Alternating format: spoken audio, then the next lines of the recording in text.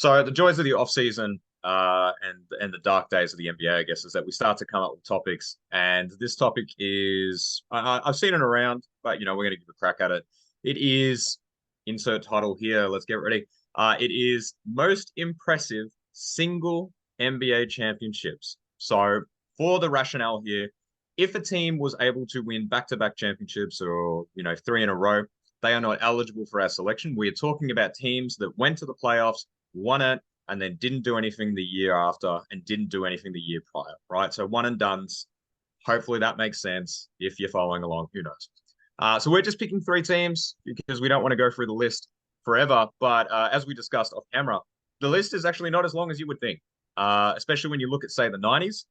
You've got the Pistons leading into the 90s. Then you've got the Bulls. Then you've got Rockets. Then you've got Bulls. And then you've got the Lakers.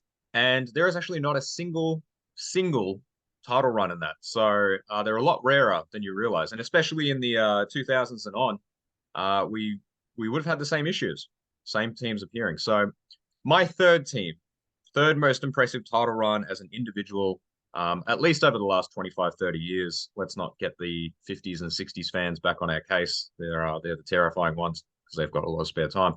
I've got the Toronto Raptors, 2019 Toronto Raptors. Rationale for putting them here was obviously they did take down an injured dynasty. So there's probably a little bit of an asterisk there, but I feel like there's a real sense of urgency with this team. They, blow up a core that they've had for a long time, trade DeMar DeRozan, big part of their culture and identity for Kawhi Leonard. And they know they're probably getting him on a 1 year rental. And there's all this urgency about doing it now, right? Fired the previous coach, ready to rock and roll. And their path to the NBA Finals, obviously a lot easier with LeBron no longer being in the East, but they do go up against Giannis, really at the peak of his powers and, ready to win a championship soon after. Goes up against Philadelphia before they crumbled and had Jimmy Butler. And, fun facts, that Kawhi Leonard buzzer beater, not only iconic, but also the only game 7 buzzer beater and, just impressive across the board. And goes to the NBA Finals and is pretty handedly handling the Warriors. Obviously, the KD absence for a bit, and then the injury puts an asterisk on it, and obviously then the Klay Thompson injury to follow really just kind of diminished any form of competition. But the fact that it's the franchise's first NBA championship, the fact that Kawhi came and left very quickly, the Marc Gasol acquisition in the middle of the season, there's just a lot of things that lined up perfectly for that team to pull off the one and done trifecta, so to speak. So, are they on your list? Are they third? I got on my third most, I don't know, impactful, influential. What's the key word here? I don't know. Greatest championship one and done runs here is another organization that won their first ring. I've got the 2011 Dallas Mavericks. It's obviously Dirk winning his ring, making him an all-time great. And I think this roster here, I just brought it up actually. Looking at these names, wow, it really validated a lot of careers, didn't it? This ring, it's got, you were talking about Caron Butler, Tyson Chandler, Jason Kidd, yeah, obviously Sean Marion, Stojakovic was on that roster, Jason Terry, yeah. These names now all have a ring attached to them, and that's a huge part of a player's legacy. And you often at the end of the day, you don't really remember whether they won it as the all-star or superstar that they once were, or ultimately in one of their final years where they picked up the ring, but they got a ring. That's the what they've been chasing all along, to get that ultimate ring. And Dirk obviously got his one ring there with this roster. And obviously it was an upset against the Mavs, obviously, when LeBron went over to the Heat, and how that played out for the Heat on the other side of the ledger, obviously. And it sort of also poses the question, like, if Dirk never won this ring here, that would we really give the Europeans as much legitimacy as we then did after that occurred? And then obviously, Jokic came into the league, Doncic now in the league, and all these other really impactful Europeans came into the league after Dirk, because he was really the first. And I guess I got that run here at number 3. I do have them on that list, but they appear at a slightly different spot. They appear right now at my number 2 slot. So they look. I don't want to repeat too much of what you've said, but yeah, look, when Miami formed that trio, and it was a foregone conclusion that they're probably going to the finals. and starting a bit of a dynasty. Dallas really interrupted that. I think one thing that you didn't cover that I will now is that Dallas didn't just beat Miami in the finals. They actually went through the Lakers, post their championship win. They, handled the San Antonio Spurs, who would later go on to be a legitimate rival for the Miami Heat in the finals. And they also, I believe, handled OKC, when that big three was kind of in its prime. So that championship run through the rounds was quite impressive. And you're totally right about the cementing the legacy. Obviously Dirk being the clear number one, but then a lot of veteran role players and really pulling together almost a really good, I guess, footnote for why veterans are important in a championship culture, so to speak. And looking through the game logs, it's always interesting going back because I think you forget. You look at the series score and you think, oh yeah, like Dallas beat them 4-2. Miami had a 2-1 lead going into that, and they just escaped game three by Dirk missing at the buzzer, so to speak. And then in game four, Miami, within three of taking a 3-1 lead, and from there they, Dallas never really looked back. So obviously a lot of the focus on this series is more about LeBron choking than it is about how impressive their championship run was. So they're my number two, and I'm curious to see if Toronto made your number two, if someone else made your number two. At number two, I don't know. I suddenly feel like as I've looked at this list again, which I came up with a few days ago, I've got something against the Miami Heat or something, right? Because I've got the 2014 San Antonio Spurs. And that was obviously TD's last ring, number 5 for him, after obviously losing the year before to the Miami Heat.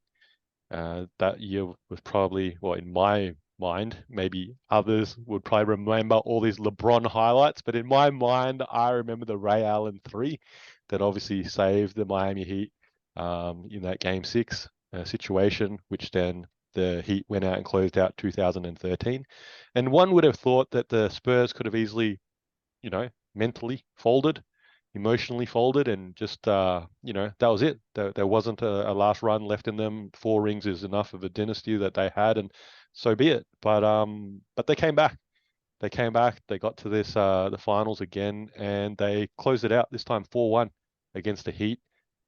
Denied the Heat obviously 3 in a row, and obviously really put Tim Duncan next to Kobe at 5. And Tony Parker, Ginobili, Popovich, again, these names that there's that whole, this is a whole nother topic, is the Spurs a dynasty or not? Because they didn't win 2 or 3 in a row sort of situation, but they won 5 over the course of their careers. And I think that's a huge achievement there. So I've got them at number 2. I think when we watch this back, I'm 97% sure you said 2005 or something along those lines, or 2004. So make sure 2014. For anyone who wants to get on the comments, just realize that we will correct it in real time. No one pays attention to this stuff except you, man. Yeah. I was, technically.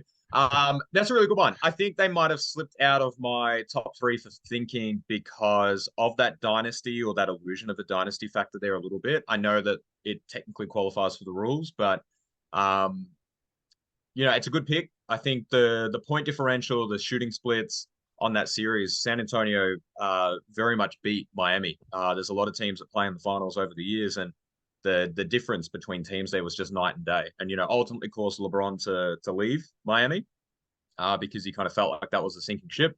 And I guess that's a whole nother debate. So you're saying if they won 3 in a row, LeBron would have never left?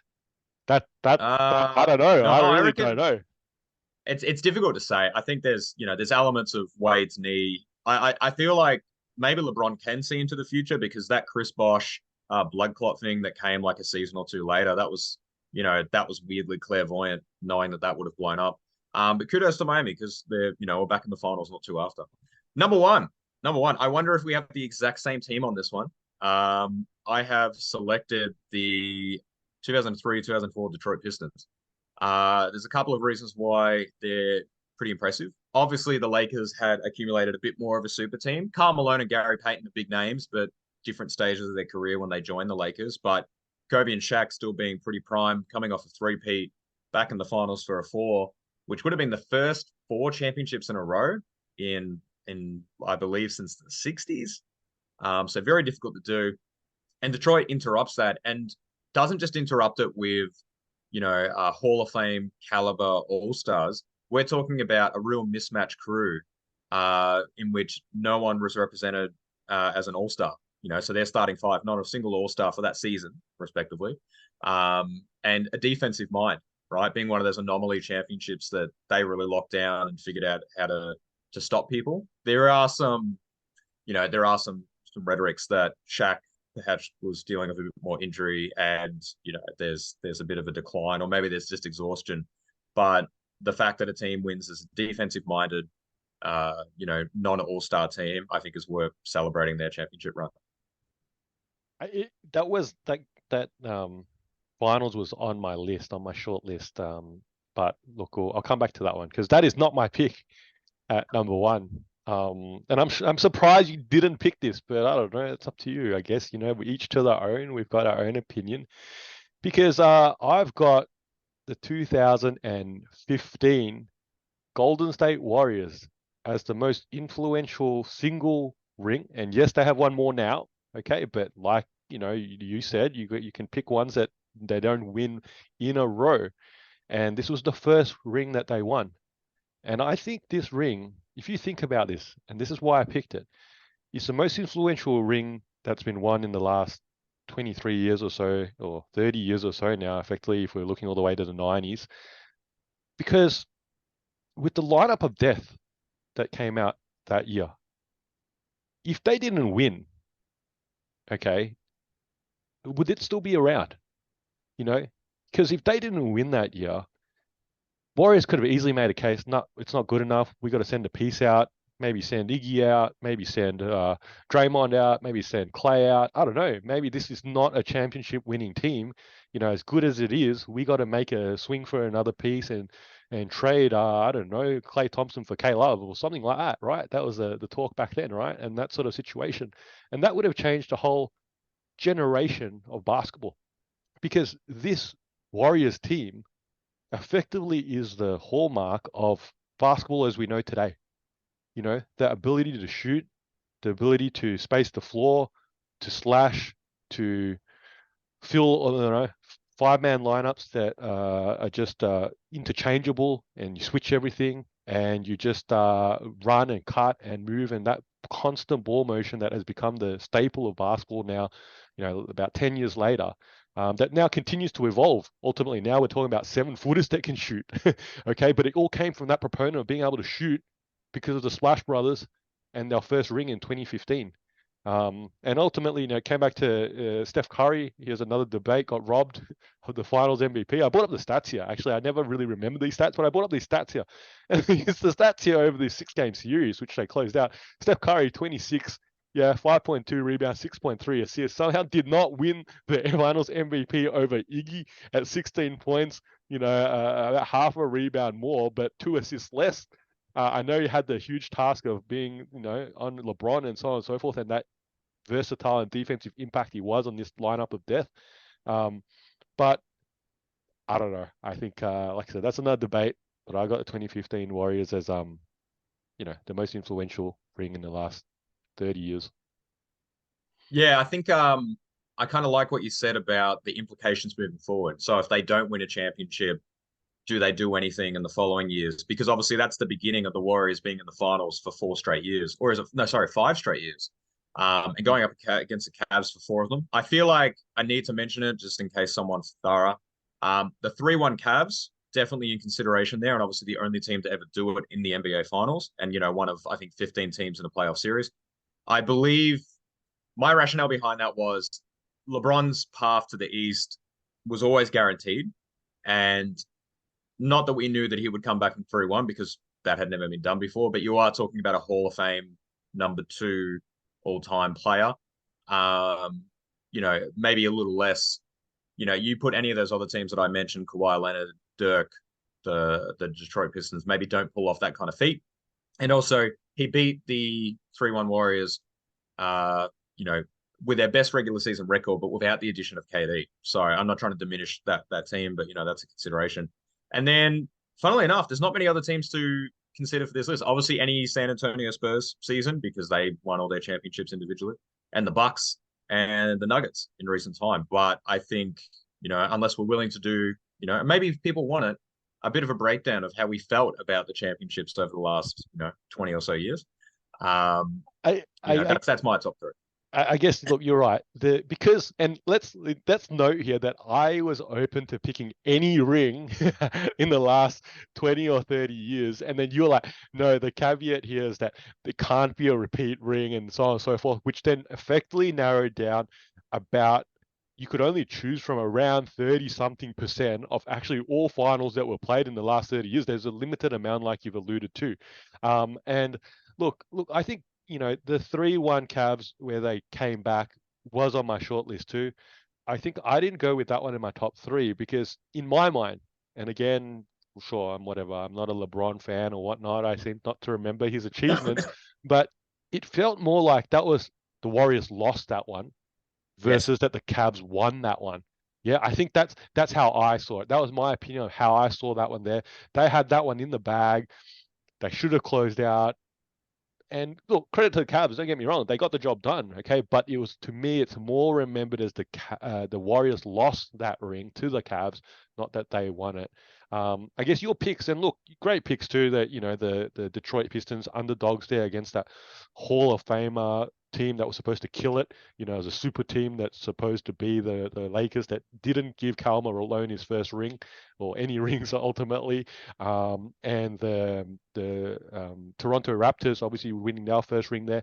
They're actually both in a similar vein that you've picked those two teams where the pieces fell together correctly. The stars aligned. Yeah, you mentioned the Raptors got Gasol just before the trade deadline. Obviously, Kawhi was a core featured piece there that came in for the 1 year and won that for the Raptors, and same with the Pistons. They got the right pieces. They're all stars. They weren't scrubs. Let's be clear. Okay, they're all stars, but they came together at the right time, and the circumstances came together correctly. The Lakers ultimately choked. You could make that argument. They were favored on paper, but all the infighting and lack of chemistry and age, perhaps, and so on and so forth, just didn't was not sufficient for them. Maybe I think there's a doco out there, even like the lack of hunger for the fourth. Yeah, it was like they'd already won so much that they were worn down, that it was such an effort to be able to try and close out another series there, as part of their whole run there as well. So, look, I like your picks. Don't get me wrong. I just don't think they're as impactful as perhaps my picks. I don't know. Look, at the end of the day, each to their own, right?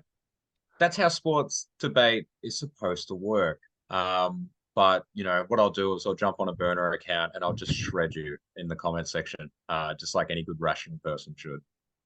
This is Two Guys with Spare Time. I'm Faz, this is Nick. You're probably a basketball fan like us, so hopefully you can throw us an assist and giving our video a like and subscribing to our channel. And if you got thoughts, feelings, or even some suggestions, please put them down in the comment section below. And thank you for using your spare time to watch us in our spare time.